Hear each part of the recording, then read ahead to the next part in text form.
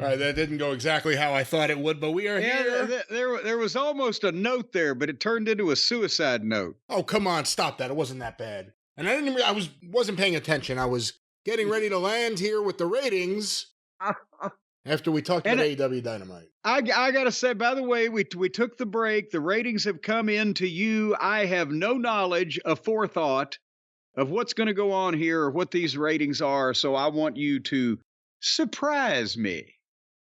AEW Dynamite, March 27th, 2024, on TBS from 8 to 10:05 p.m., as reported by WrestleNomics, on average, 747,000 viewers. Oh, Jesus. This is the lowest overall rating since April 7th, 2021, and this is the lowest in the key demo since June 24th, 2020.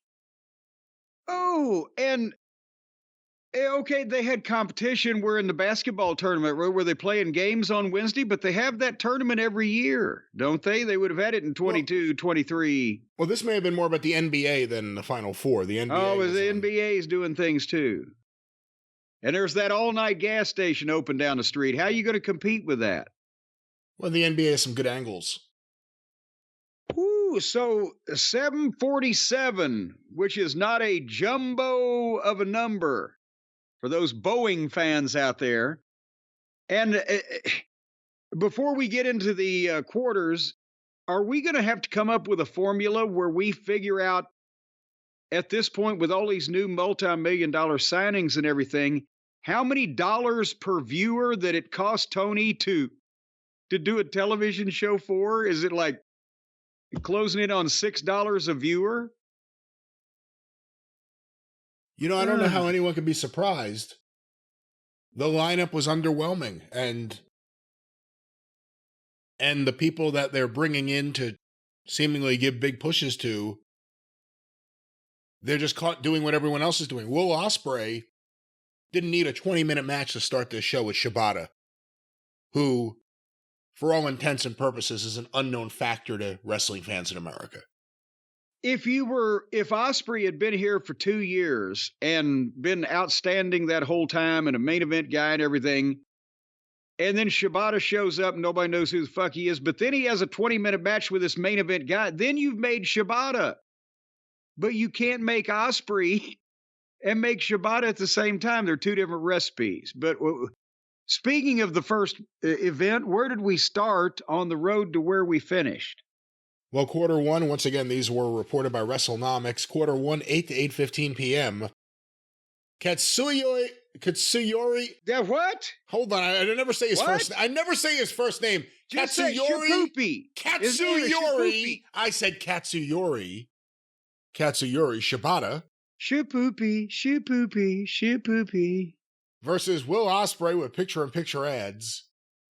939,000 viewers. Oh, boy, howdy. Methinks this might get interesting toward the latter stages of this if they started out at the same place that they normally do. Basically, 900 and something to 1 million. Well, they started out lower than that. This is below the trend line. Well, I know, but they're usually 940, 950 to 1 million thereabouts at the start. This is on the lower end of that. Well, quarter two, 8:15, 8:30 p.m., the continuation of Shibata versus Ospreay, the Bryan Danielson video, and the Young Bucks backstage promo, and then an ad break. 802,000 viewers. Ooh. I don't know if you should call that a continuation of the match or a prolonging of the match, but 137,000 people. So that was, again, they get a bunch of folks from the Big Bang and the people, then they see, oh, not this, and they go away. And we've been saying it the last few weeks. Mercedes hasn't helped with the numbers. Ospreay hasn't boosted things much. The Bucks have lost audience, which has caused Okada to lose audience. Jericho has. The women have. Jim, quarter three, 8:30. The last time that a high-priced talent gained Tony significant amounts of viewers, it was CM Punk. Well, quarter 3, 8:30 to 8:45 p.m. The Okada angle, which I guess is just him arriving at the building in his car. Yeah, he arrives and the Bucks tell us that he's going to watch their match on the monitor. That was his involvement. And the Young Bucks versus Private Party with picture-in-picture ads. 711,000 viewers. Oh! Another, I can't do math with numbers this big. Another 91,000 people said so. They have lost 228,000 viewers in 45 minutes. Well, it's a new record for AEW. We go to quarter 4, 8:45 to 9 p.m. The continuation of the Bucks versus the Private Party. Well, the Private Party. The Private Versus Private Party. They're so private they didn't even invite an audience. That's what Gary Hart would call them if he was managing against them. The Private Party. They'd fight the Sting. Then we have Swerve Strickland and Konosuke Takeshita's video, an ad break, Darby Allin and Tony Hawk's video, and Chris Jericho propositioning Hook backstage. That's a good way to put it, since he's going to fuck him. 776,000 viewers. Oh, now wait a minute. We bounced back here. 65,000 people, and that was, what was that for again? I zoned out. That was for the end of the Bucks Private Party match, which was all of the previous segment. And then the Swerve and Takeshita video, the Darby and Tony Hawk video, an ad break, and Jericho and Hook backstage. So Swerve and Darby and Hook, I wonder how much they're getting paid as opposed to these other people that are losing the viewers. But anyway, go ahead. We go to quarter 5, the big 9 o'clock hour, 9 to 9:15 p.m. Willow Nightingale versus Chris Statlander versus the gorgeous Anna Jay versus Sky Blue with picture-in-picture ads. With the moaning of Monet on the color. The post-match with Julia Hart and Mercedes Moné. Also, the Dustin Rhodes Butcher backstage confrontation. I forgot. I kind of zoomed past that. Setting up a big match for Rampage, I think. Yeah. Maybe Collision. Who knows? 771,000 viewers. Oh. So they come to the top of the hour and send Mercedes out there to moan at people, and it loses him 5,000 viewers. Okie dokie. Well, we okie doke over to quarter 6, 9:15 to 9:30 p.m. A Tony Storm promo video that was her and Ben Mankiewicz of Turner Classic Movies. Yeah, they must be paying him a lot of money to get him to, I'm talking about the people at Turner Classic, to cross-promote in this fashion, where she even said, all right, say my catchphrase, chin up, tits out. I'm not going to say that. And watch the shoe. And he said, I don't even know what that means. He looked really pleased to be there, didn't he? Yeah, it's just one of those forced cross-promotional deals like RoboCop, only he's the one that's offended rather than the wrestling folks. Well, that, an ad break, a Swerve Strickland video, Matt Taven and Mike Bennett versus Orange Cassidy and Trent Beretta with picture-in-picture ads. 672,000 viewers. Oh, my goodness gracious. That's not very pea-picking good. That's a 99? Missed it by that much. 99,000 people tuned out the butt buddies or best friends or whatever the fuck they are. Well, Jim, we go from quarter 6 to what else? Quarter 7, 9:30 to 9:45 p.m. The continuation of the Undisputed Kingdom versus the Best Friends, as well as the post-match with the Young Bucks, Kyle O'Reilly's backstage promo, this week in a clean t-shirt, an ad break, an Adam Copeland video, and the entrances for the main event. 654,000 viewers. Okay. I'm not, no comment. Let's see where this thing slides in. Well, we slide into quarter 8, and there's a 5-minute overrun, I remind you. 9:45 to 10 p.m., Swerve Strickland versus Konosuke Takeshita with picture-in-picture ads. 658,000 viewers.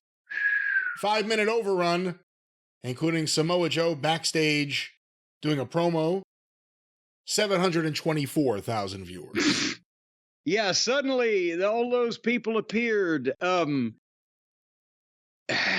You get 66,000 people that are tuning in to watch, the fucking best of goddamn whatever the fuck, the next program. Hey, minus the first quarter and minus the overrun, 720,000.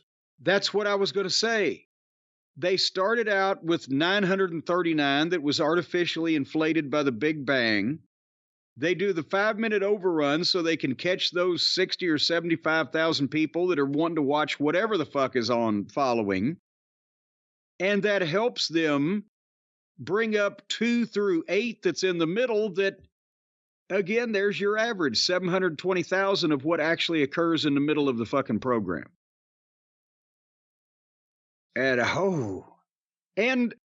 if you want to take their number as legitimate that they started 939,000 people, then by the time they got to the low point, which was quarter 7 in this whole thing, they had lost 240. Wait a minute. God damn it again, these large numbers. They had lost, what's 300 minus 15? They'd lost 285,000 people. That is 30% or maybe 32 or 33% of what they started with. Because what the fuck? It's just endless. The guy's doing the same shit over and over. It all looks the same. It's constant matches of people doing things that don't really seem to have any effect, and then you see more of it with different people. And all the stars are either hurt, fired, gone, or in a bad mood and don't want to show up for work. I don't know. I don't know what to tell you. No, like I said, no one should be surprised. Will Ospreay comes in, you're thinking, okay, they're going to pivot from him being a heel in a heel faction, go with him as a top babyface. They put him in a long competitive match he didn't need. It may have made some of the smart fans happy, but the same people raving about the matches are going to be the only people left at this point. And for anyone saying, oh, they still did good, they were, I see they're here. They were number 3 on cable. They're hemorrhaging viewers every week. You can predict which wrestlers and which segments will do it more than others and almost always be right. It's not about the time as much as the people, very often. But we're still supposed to pretend like they're better than what they could be, because they could be lower. But they used to be higher. When we used to do the average a few weeks ago, just a few weeks ago, it would be like in the 800s. Now we're here. And the TV's not getting better. And it's appealing to people. It's not appealing to the big audience. It's appealing to the smallest of the small audience. And you need a new booker. And the booking's terrible. And the booking's a problem. Good matchmaker, if you like those matches. Horrible booker. And the whole company's owned by the booker. So you're screwed. That's the frustration with AEW. And trust me, the wrestlers feel it too. The wrestlers feel it too. You know what Dennis Condrey would say, don't you? I'm afraid, no. Screwed, blued, and tattooed, dicked by the dangle dong of destiny. He said this often.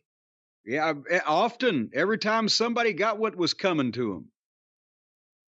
Now, again, the NBA's on, and, the weather is getting nicer.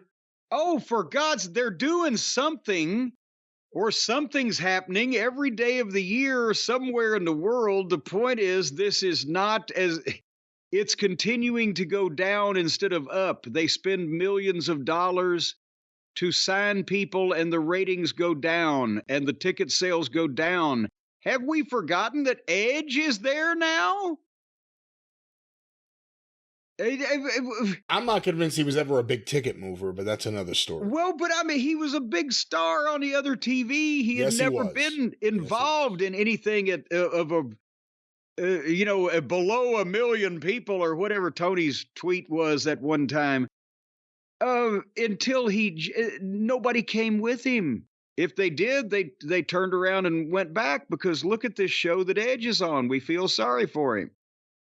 It's that you've got to acknowledge that when the only signing, the only thing that Tony has done that moved every metric, whether it was pay-per-view, although they do wonderful, they do the same audience on pay-per-view within 40 or 50,000 either way on every one because that's their dedicated audience, right? But the only one that moved the ratings, the only one that moved ticket sales, the only one that really you could tell made a difference in their first whatever $1 million pay-per-view was Punk, because he was able to come out and do his shit and be him and avoid getting any of this other shit on him, involved with these goofballs or interacting with amateurish talent on screen or whatever.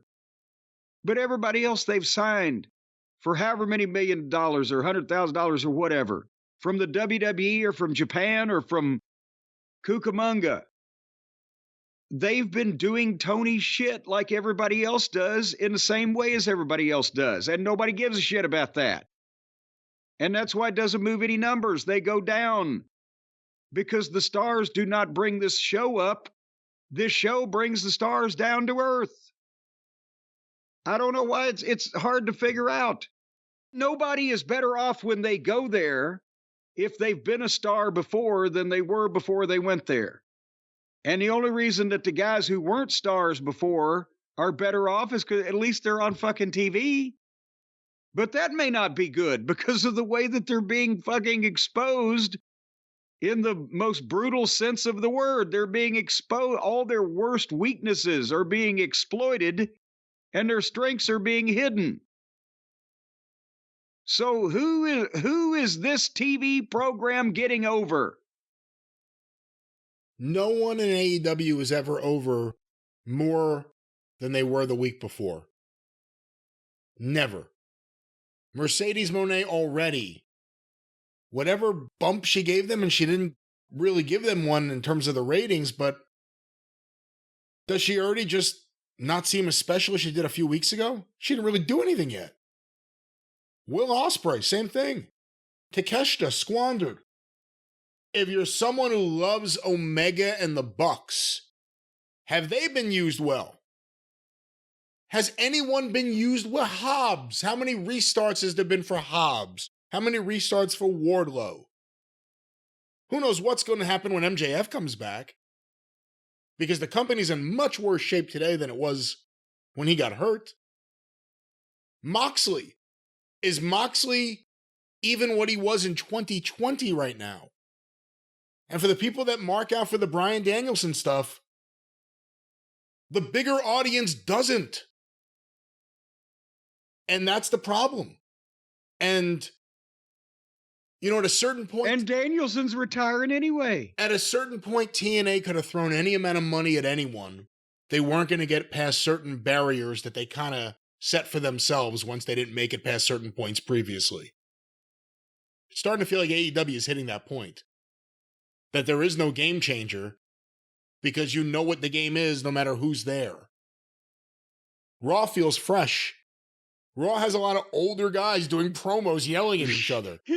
And it feels like the young, fresh show. AEW, the crowd is dead. They'll react at times, and for near falls, they sit there silent. And they get smaller. They've had a few big shows lately, and give them credit for that. But no one's over. They need top guys, and they can't. Tony can't establish anyone. Tony is not good at booking. And instead of certain people who Tony listens to, who know he's not good at booking, coming out and saying Tony shouldn't be booking, they try to make excuses or give advice or, well, no, Tony should, you have to do things like this. No, you shouldn't book. You shouldn't book. Even if you think fans can book, Tony's had a 5-year run. Look at how things are now. He shouldn't be doing this. And anyone who doesn't come out and say that isn't doing him any favors. You're pretending. You're just making him happy by pretending. And it's sad. Oh, yes. Because AEW sucks right now. I'm the great pretender. Here's another song for you, Tony. Every year is getting shorter, never seem to find the time. Plans that either come to naught or half a page of scribbled lines. You need to turn over the book to someone before time runs out.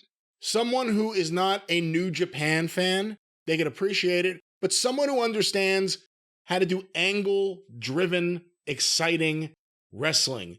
Not wrestling based around long matches where every guy does the exact same thing. And every guy kicks out of the exact same thing.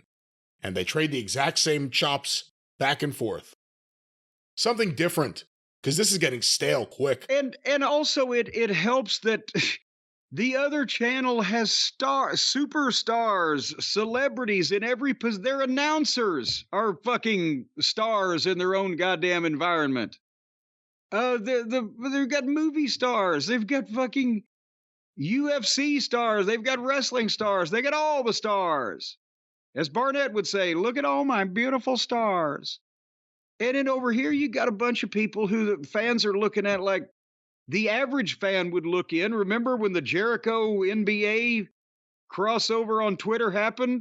They were surprised that Jericho was still wrestling, and look at him. He's in the fucking minor league now. It's starting to get that fucking sniff to it. Anyway. It certainly is, but you know what?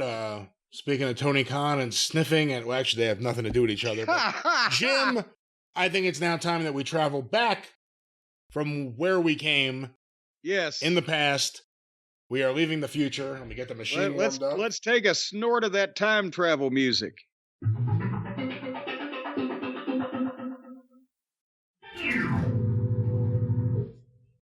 Jim, we have returned from where we began, wherever that may be. And we have talked about AEW. We have some other stuff to talk about. Probably won't go too long today. We have more stuff we'll be talking about on the experience. Good, but we're all scrambled here. We're scrambled. We're encrypted here in time. We don't know where we're at. That's right. We don't know where we're at. And we also don't know how we'll see what we want to see, because we are indeed time traveling like the Sherman and Peabody of wrestling. I'll let you figure out who's who, ladies and gentlemen. But Jim, wherever you may be, whatever continent you may be on or in the sky, you're grasping, you're trying to. I don't know how I'm going to get there. You need to access content. You don't know how you're going to get your favorite content. You need to be able to get past whatever barriers are up there. ExpressVPN. Well, they're back. Our friends at ExpressVPN. You've been waiting on them, folks, because we've had so much wonderful feedback from the quality service that the people at ExpressVPN provide. And Brian, now not only do you need ExpressVPN so you can access this programming from around the world, and we found out some people in England or the UK or over in Bolivia or Guatemala, they can see shows that we can't see. So we have ExpressVPN to make these people think that we're in Guatemala or Bolivia or the Isle of Malta so that we can watch these programs. You wouldn't believe the cooking shows on the Isle of Malta, but nevertheless, Brian, there's another problem here. Some things have been going on that you don't know. Did you realize that every time that you connect to an unencrypted network, let's say you're out at a hotel or an airport or a cafe. Actually, if you're a person who frequents cafes, you deserve to have something bad happen to you. What does that mean? Well, that's only for those hoity-toity, little nose stuck up in the air snobs. You have a little neighborhood cafe. You want to go get some coffee and something to eat? What's the problem? Oh, a little cafe out there on the French Riviera with all the fucking millionaires and billionaires. Fuck them all. But anyway. That could be your talk show, Mercedes Monet's Cafe. The Monet Cafe. The Monet Cafe. And I understand they overcharge for everything on the menu. But nevertheless, let's say you're at a hotel and an airport. That's where normal people go. But did you know that if you take one of these the ding-dang ding-dongs, they've got these doodads, what do they call them, laptops? Yeah, you get on the Wi-Fi networks in the hotels and airports with your laptop or your device or whatever. Did you know, Brian, were you aware that any hacker on the same network can gain access to your personal data, the passwords, the finance? They just swoop right into your computer when you connect to this network. It's like opening up a main artery to an evil, vicious poison in your bloodstream. What do they And do? they get in. Do they just hang out by the gate at the airport? Do they hang out in the lobby at the hotel and just wait for people? Well, here's the thing. Apparently, from what I'm being told by the folks at ExpressVPN, there is a ring of 12-year-old children that are operating out of a discount hardware store, and they're going around all these places and stealing all your personal information whenever you log on to one of these not true goddamn networks. Well, of course, it is true. It's not true, and you did not hear that from ExpressVPN. Let's make sure we say that right now. It is true. It says right here, it doesn't take much technical knowledge to hack someone. Just some cheap hardware is needed. A smart 12-year-old could do it. So these 12-year-old kids operating out of these discount hardware stores. No, there's no hardware store. It says just cheap hardware is needed. It says they can do it, not that they will do it, not that they would do it, not that it will happen. They're getting a cheap hammer and a saw and an auger and a level. Cheap hammer? And well, it says cheap hardware, and they're going out, these 12-year-old kids, and they are hacking into people's laptops when they turn their back at the network, at the hotel and the airport and the cafe. At the network. Well, they're on the network. And you know, hackers can make up to $1,000 a person selling personal information on the dark web. As a matter of fact, some people I'd like some information on, I'd pay even more than that. But that's what you're risking, not only. And by the way, remember, folks, it is the ExpressVPN people that brought light to the problem, the growing problem that we've been spreading awareness about, that the big major internet providers have people secreted in the walls of your home, listening to whatever you're doing. We've established this is not true. This is a figment of your imagination. This is not true. No, we've talked about it. That's why 2 people show up and only 1 leaves every time the cable company comes to your house. But now we know that not only are there people in the walls of your home, but when you go out in public, there's some 12-year-old brat that's too smart for his own good. With a goddamn cheap fucking hacksaw ready to fucking steal all your information and sell it to the Russians. It's easy enough to hack you that a 12-year-old could do it, not that there's a gang of 12-year-olds operating and selling information on the dark web. Well, not that we know of. That's because they're smart and it's dark. But I'll tell you, right now, ExpressVPN is going to stop all this, because do you know that right here it says it would take a hacker with a supercomputer over 1 billion years, 1 billion years to get past ExpressVPN's encryption fucking thing they got going on? If it would take a supercomputer 1 billion years, a 12-year-old with a goddamn chisel ain't going to cut it, right?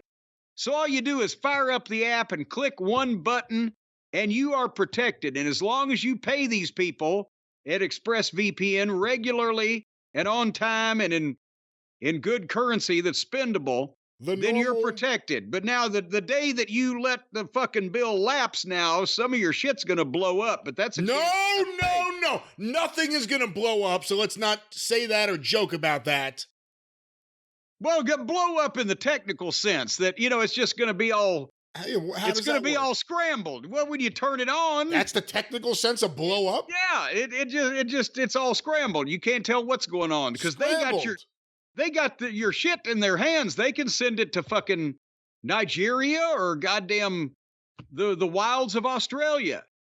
You never know where your shit's going around the world with ExpressVPN. They keep people on their toes. If somebody's chasing you, I never know where your shit is going. I never know. Well, they're going to rack up a hell of a fucking trans bill if somebody's chasing you, because ExpressVPN is relocating you all around the globe, so they can't pin you down. Of course, it is hectic. You need to pack light. But anyway, secure your online data today by visiting expressvpn.com/JCE. That's expressvpn.com/JCE. You get an extra 3 months free. So that's 3 more months you don't have to worry about some of these fucking delinquent children hitting you over the head and stealing your personal information, and you don't have to worry about the people in your walls, and nobody's going to know where you, even your immediate family will not be able to find you with ExpressVPN. Nobody's going to be able to track you down. It's like you vanish. All right, well, I don't think it's like that at all, but once again, access your favorite programs, whatever they may be on, wherever that may be, with ExpressVPN. And protect yourself. What's that promo code, Jim? Protect yourself. JCE.